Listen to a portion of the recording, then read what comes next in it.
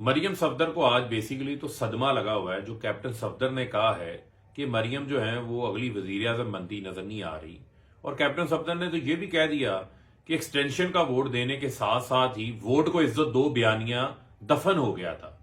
اب یہ لوگ جھوٹ بولتے بھی جھوٹ کو شرم آ جاتی ہے، مریم صفدر کو شرم نہیں آتی۔ یہ کہہ رہی ہیں کہ آئی ایم ایف کے ساتھ مذاکرات عمران خان کو کرنے چاہیے تھے۔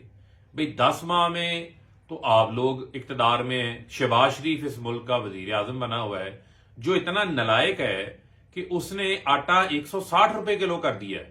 آپ تو کہتے تھے کہ ہم مہنگائی کم کرنے آئے ہیں، 1 روپیہ بھی قیمت بڑھتی ہے تو میاں صاحب کے دل آنسو کے خون کے آنسور ہوتا ہے میاں صاحب کا دل۔ اب وہ دل کہاں گیا؟ اب وہ ہمدردی عوام کے ساتھ کہاں گئی؟ پیٹرول آپ نے 100% اضافہ کیا 10 ماہ کے اندر، 30 روپے پیٹرول پہ، 30 روپے ڈیزل پہ گزشتہ ہفتے آپ لوگوں نے جو ہے وہ اضافہ کیا ہے۔ آئی ایم ایف کے پاؤں اس طریقے سے پکڑے ہوئے ہیں آپ لوگوں نے کہ اب بجلی کی قیمت میں 8 روپے فی یونٹ بڑھنے جا رہا ہے، پیٹرولیم لیوی ڈیزل کے اوپر 50 روپے ہونے جا رہی ہے، گیس کی قیمتوں میں اضافہ جولائی سے ہونے جا رہا ہے۔ تو مجھے یہ مریم صفدر ادھر ادھر کی باتیں نہ بتائیں، عمران خان پہ اب الزام نہ لگائیں۔ عمران خان کے دور حکومت میں ایکسپورٹس میں اضافہ ہو رہا تھا، 32 ارب ڈالر پہ برآمدات تھی، 32 ارب ڈالر پہ تحصیلات زر تھی، 10.5% سے لارج سکیل انڈسٹری بڑھ رہی تھی، کسان کی جیب میں 2600 ارب روپیہ اضافی گیا تھا۔ آپ کے دور حکومت میں کیا ہو رہا ہے؟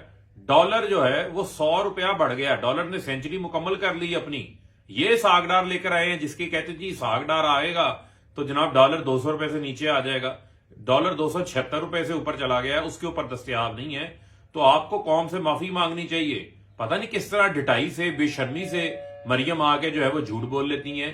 عوام آپ کو پہلے مسترد کر چکے ہیں، اب الیکشن سے بھی آپ لوگ بھاگ رہے تھے، اب کل ہائی کورٹ نے تاریخ فکس کرنے کے لیے الیکشن کمیشن کو کہا ہے، پتہ چل جائے گا پنجاب کے انتخابات میں، کے پی کے انتخابات میں آپ کو عوام ووٹ دیتی ہے یا نہیں دیتی، عوام بری طریقے سے آپ کو مسترد کرے۔